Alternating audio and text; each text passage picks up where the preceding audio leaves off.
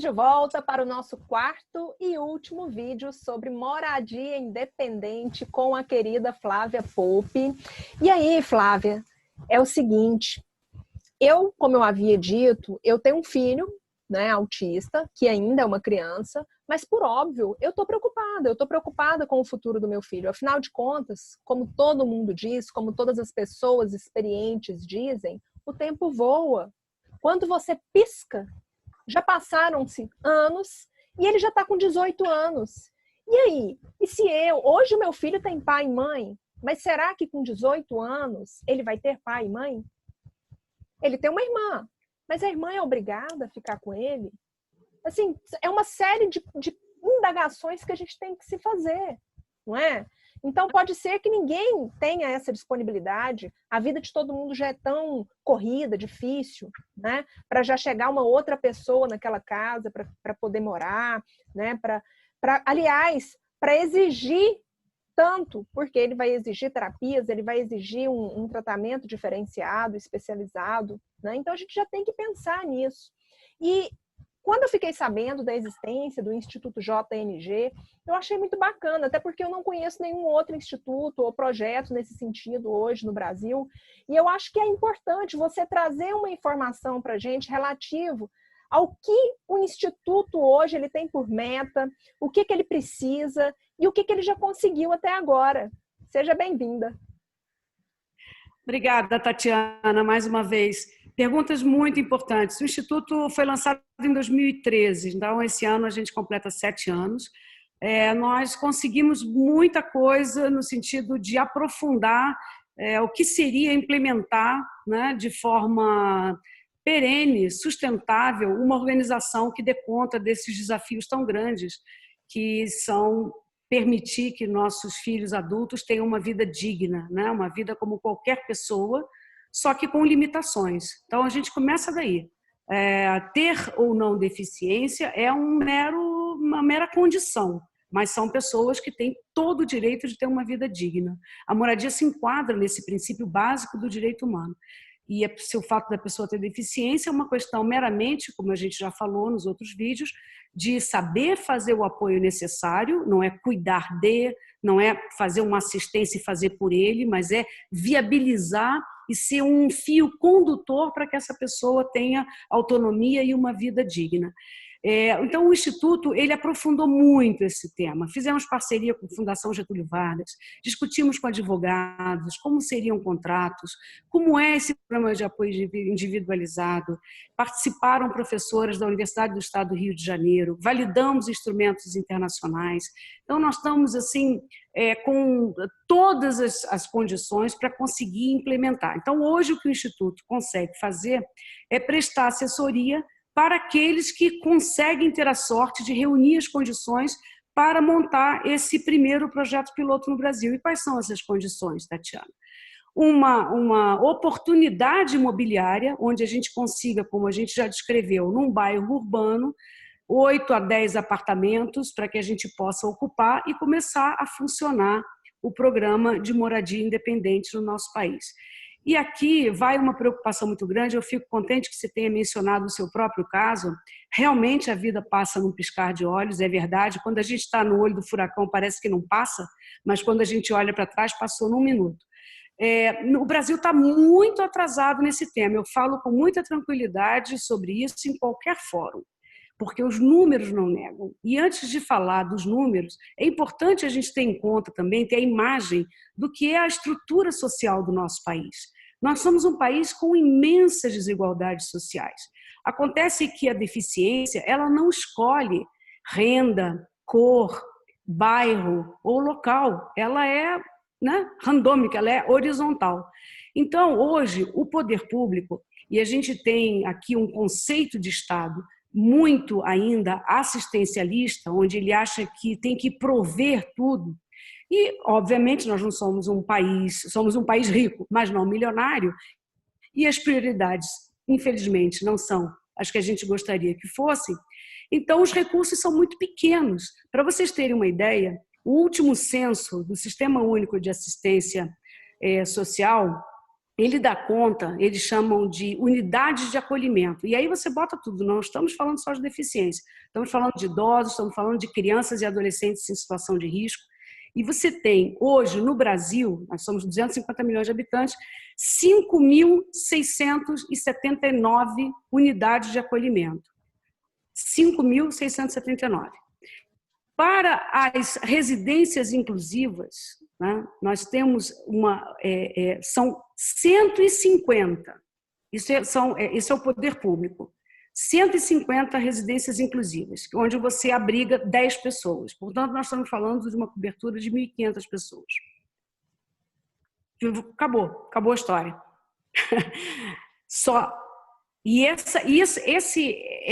essas unidades, que já é muito para os municípios que estão conseguindo levar a cabo esses projetos, elas são para pessoas, as pessoas que são elegíveis para esse tipo de acolhimento, como eles chamam, são pessoas que têm renda familiar de 1/4 do salário mínimo e sem vínculo familiar. Ou seja, nós estamos falando de um Brasil que não teve o cuidado que o seu filho tem, o meu filho teve.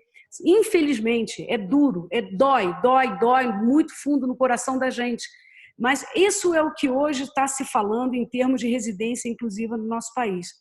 E como é que acontece com a classe média e a classe que tem recursos? Como sempre, nas sociedades onde você tem valores individualistas mais fortes, o que acontece é que cada um resolve o seu problema. Eu vou resolver do meu jeito, como você falou, vai ficar com o irmão? Não, mas eu vou pegar uma empregada. O que o Instituto JNG está querendo falar? Vamos tratar desse assunto para a sociedade, vamos falar de organização, vamos falar de instituição. E a moradia independente, ela é uma opção que hoje, para um volume enorme de pessoas, atenderia a essas demandas. E por que eu insisto, estamos atrasados? Porque isso, a gente não pode começar a pensar nesse assunto quando nossos filhos são adultos, porque o desafio, ele de fato, não é pequeno, porque requer uma infraestrutura imobiliária. Então, o que a gente precisa? Precisamos de apoio, disseminação, precisamos de divulgação, precisamos que alguns locais se atrevam, junto conosco do JNG, implantar esse modelo. Nós temos modelos de contratos jurídicos, nós temos o programa de apoio individualizado e nós estamos à disposição para colaborar. Agora, estamos atrasados porque os números não negam. Falta moradia como opção para nossos filhos. Então, o que está faltando hoje, Flávia, são pessoas que têm condições, né, de arcar com o custo disso, ter essa predisposição de dar o pontapé inicial, para a gente ter, de fato, o que se entende por moradia independente. Eu acho que para você tem vários caminhos, não existe só uma opção. Mas o ideal realmente é numa cidade, porque isso a gente pode implementar em qualquer cidade. Mas o que a gente precisa, o que eu chamo de um grupo piloto, porque se a gente forma um grupo piloto, vamos dizer, a gente organiza aí um trabalho mais aprofundado com 10 a 15 famílias, e ao terminar esse entendimento mais depurado do que significa isso, aplicar o programa de apoio individualizado, a gente então parte para a opção imobiliária. Então eu acho que, havendo um grupo de famílias interessadas em desenvolver esse projeto na sua cidade, nós estamos com muito prazer prontos a ajudar. É isso que a gente realmente acredita. Então, se nós tivermos aí 6, 7, 8 famílias que se entendam, né, e queiram aí se unir, comprar um imóvel e construir essas unidades para os filhos, né? Estou falando de famílias aí com filhos que têm essa autonomia restrita. Então, é uma ótima saída, né? Essa é uma ótima saída, sem dúvida alguma, e tem outras até às vezes mais simples, sabe, Tatiana? Que são imóveis que já existem.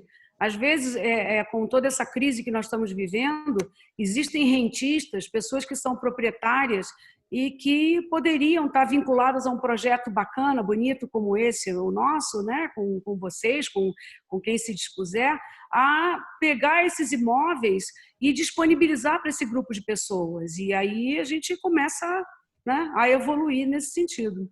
Exatamente. Então, E é o tipo de coisa muito comum, né? Esse tipo de doação é muito comum, por exemplo, nos Estados Unidos. E aqui no Brasil parece que a gente não tem muito essa questão, não é comum isso, né? Ah, e você, desculpe, mas você está falando uma coisa e eu ainda digo mais, eu nem pretenderia, porque é verdade, nos Estados Unidos, e tem fundos que fazem isso, a comunidade israelita em São Paulo fez isso nos anos 90, que é a Aldeia da Esperança, enfim, num outro modelo, é um modelo mais da residência inclusiva, mas eu estava, na verdade, o que eu estou falando dos apartamentos para alugar, que sejam, é para pagar aluguel, quer dizer, nós não estamos nem dizendo que faça doação. O Instituto JMG, e nem falei isso no início, mas a minha formação básica é economia, a nossa ideia não é simplesmente doação, fundo perdido e filantropia. É a gente remunerar o programa de apoio individualizado, pagar pelos profissionais e pagar um aluguel. Então, se você é proprietário, né, podendo ajudar a ter essa cara, pegar o seu imóvel, é o que muitos chamam aí de build to suit. Você pega um imóvel e você destina para aquela população. Ele é voltado para aquela população. E o programa de apoio individualizado vai dar essa garantia para que essas pessoas tenham essa vida independente. Bacana, espero que tenha ficado claro. Ficou claro, tem muito caminho, Tatiana. Uma das coisas, só para, já que você está me cutucando, eu também não paro de falar. Olha, Flávia, eu vou te cutucar muito ainda futuramente, viu?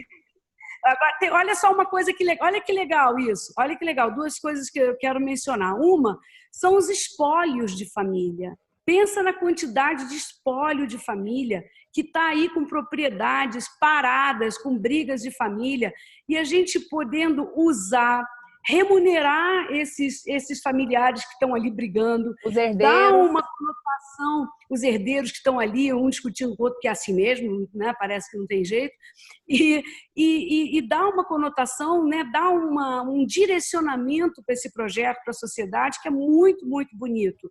E a última coisa para terem mais coisas para pensar. O fato de eu estar falando de prédio urbano, etc., até no Rio de Janeiro isso é comum, às vezes você tem casas muito grandes, porque vem de antigamente, e aí você fala, mas então a casa não se presta.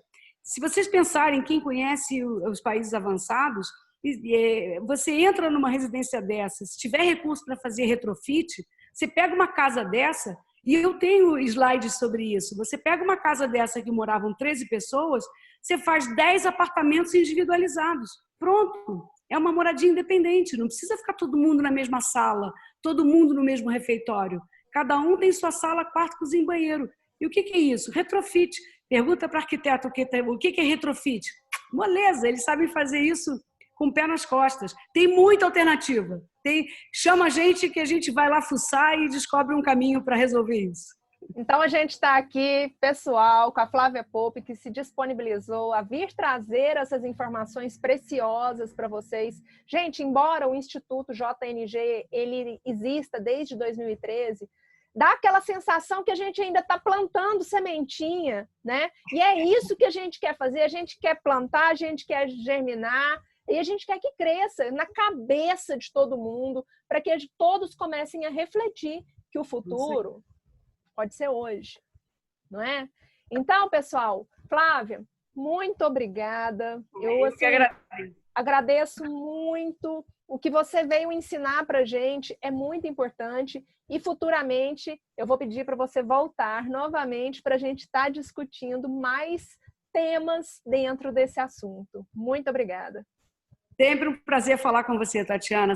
Sempre um prazer, admiro muito o seu trabalho, você está fazendo um bem para muitas pessoas. Eu que agradeço, muito obrigada.